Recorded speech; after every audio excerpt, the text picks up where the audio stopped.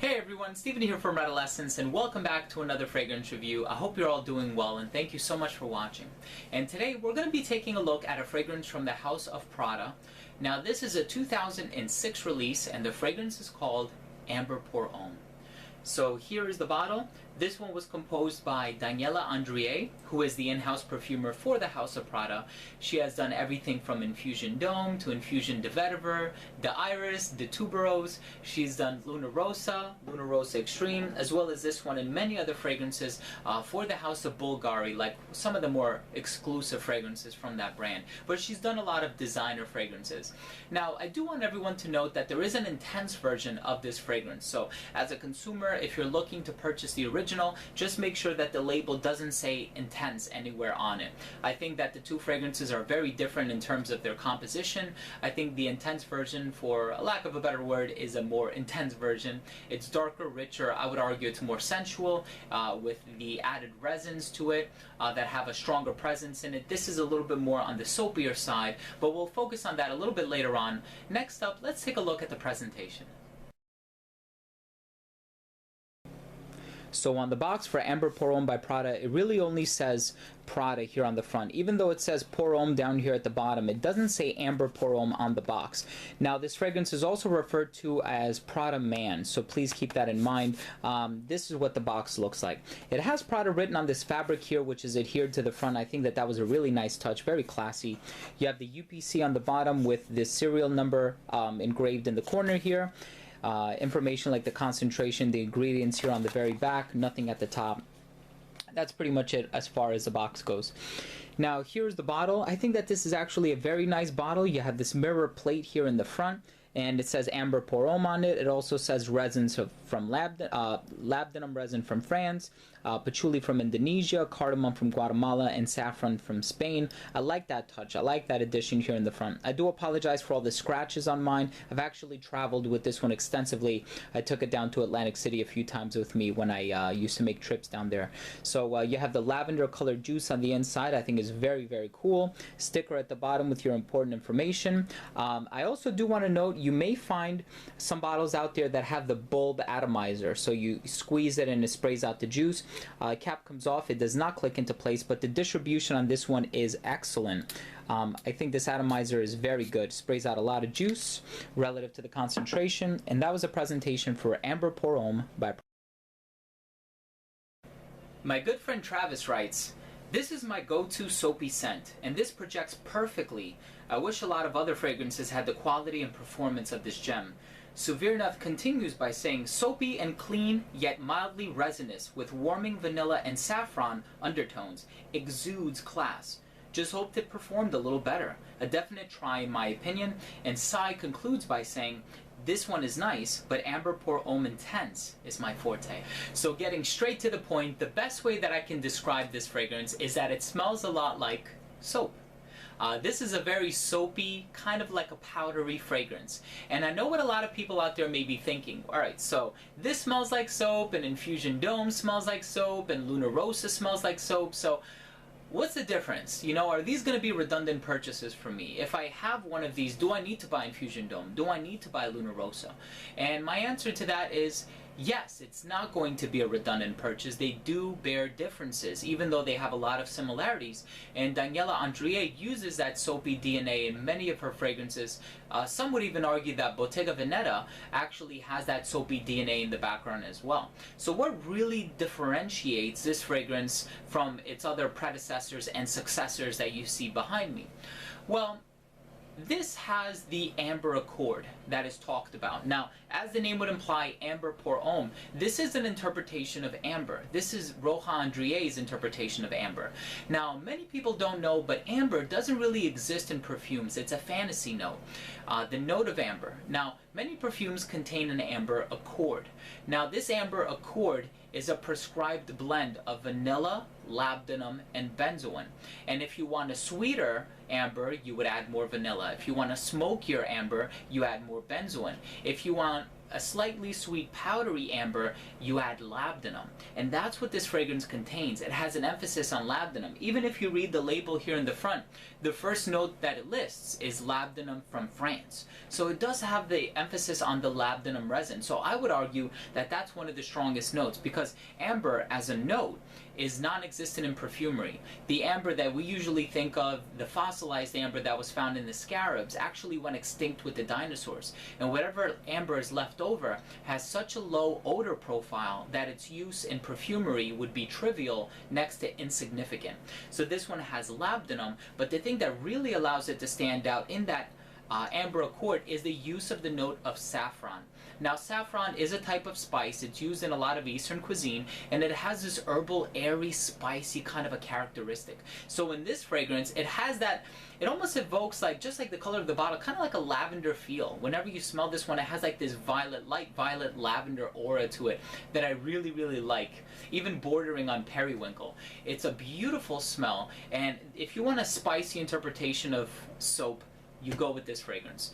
If you want a more citrusy interpretation of smoke, you go for Luna Rosa. If you want a more iris interpretation of soap, or a more authentic, I would probably go with Infusion Dome, which is the most simple of the three. With this fragrance, it is built around 4 accords, and that's something that Miuccia Prada, who is the granddaughter of the founder of the Prada company, had actually a very strong involvement with. So she was very involved in the creation of this fragrance. She wanted to create a fragrance that she thought men would like. So she worked very closely with Daniela Andrier in creating this scent. And this scent is actually built around 4 accords. Let me see if I can remember them all. There's, of course, the amber accord. There's a cologne accord, which includes 4 citrus notes. It has neroli, orange, orange blossom, and bergamot. I have to admit, I don't get too much of the bergamot or the orange notes. There's nothing really orangey about the scent at all. There's a leather accord, which you find in the base with some leather and sandalwood, and of course that myrrh note that I actually do get a lot of in the opening. And then there is also a fougere note, and I think, if I'm not mistaken, this fragrance contains the note of pelargonium. Now, pelargonium is a type of floral. It's actually very closely related to geranium, and it's highly valued in perfumery because of its rosy smell. It's used to adulterate very expensive rose oils so that they're more affordable and that you can use them in a higher quantity in perfumes without really breaking the bank, so to speak. And when you smell this fragrance, and I have to smell this again, excuse me, it's not just my imagination, but there is a rosy nuance to it. There is a lot of soap, there's a lot of that saffron, spicy, resinous kind of, but not very rich like the intense version, but kind of like a resinous myrrh smell. But you also have this rosy whisper throughout the entire fragrance that I think is just very beautifully done, and it retains a very unisex characteristic of the fragrance. I think that this one is very well blended, very well composed, and when you look at the note breakdown, it has well over 15 ingredients. Now with this fragrance, I'd be lying if I told you that I'm able to pinpoint every single ingredient. I'm better off describing this fragrance by saying it's a spicy, soapy scent. That's the best way to describe it. So I would be lying if I said I could pick up on the sandalwood and, you know, the geranium and the pelargonium, but all I can say is that in terms of accords and the main classifications that I get from this one, it's a soapy, floral, slightly vanillic scent. I think it's very well done. I think it's a great understated scent, and it's classy. The best word that I can use to describe this one is classy. It's a great fragrance for people who don't like to wear fragrances. They want something a little kind of understated that's not going to scream and shout, but also something that will make them smell good and that will give them a pleasant aura. My fiance loves this fragrance as well. And last up, I'm going to give you the rating for Amber Pour Homme by Prada. First up, we have uniqueness and overall smell, and I gave Amber Pour Homme by Prada a 10 out of 10. I truly think that this is a remarkable fragrance. I love the fact that this fragrance was added to the fragrance catalog, if you will, and that it's out there, you know, on the markets and that we can buy it. I think this is a beautiful interpretation of the note of amber, or the accord of amber, and I think Daniela Andrier knocked it out of the park with this one. I think this is an extremely unique scent, and fixatives were also used very successfully, hence the reason why it lasts as long as as it does. I think that this is an amazing scent. Very happy to have it in my collection. Next up we have longevity. I give this one an 8 out of 10. Now I do get a little bit over 7 hours longevity from this fragrance, but on average it does last a good 8 hours on my skin. I wish it lasted a little bit longer, but for an 8-hour workday you really can't complain. It does last pretty much the whole workday. As far as projection goes, I gave this a 10 out of 10. Now I do want to say that the projection on this is not very good. So why did I give it a 10 out of 10?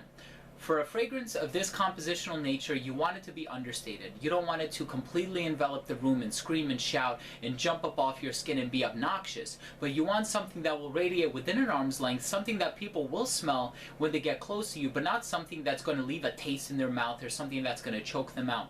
So for that reason, and because of the composition that this bears, I think that the projection that I get from this fragrance, which is actually within an arm's length and it really projects for about 2 hours, I think that that's perfect for this scent.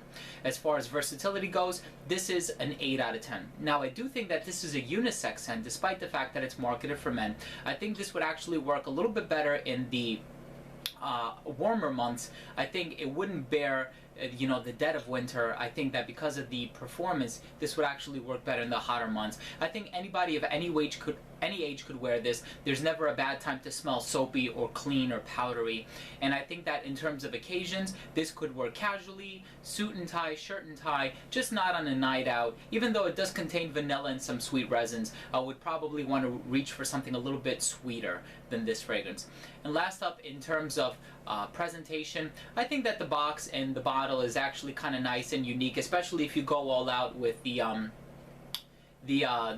atomizer, the bulb atomizer. I think it actually looks really nice. So I ended up giving this one a 9 out of 10. And overall, I'm going to give Amber Pour Homme by Prada a 10 out of 10.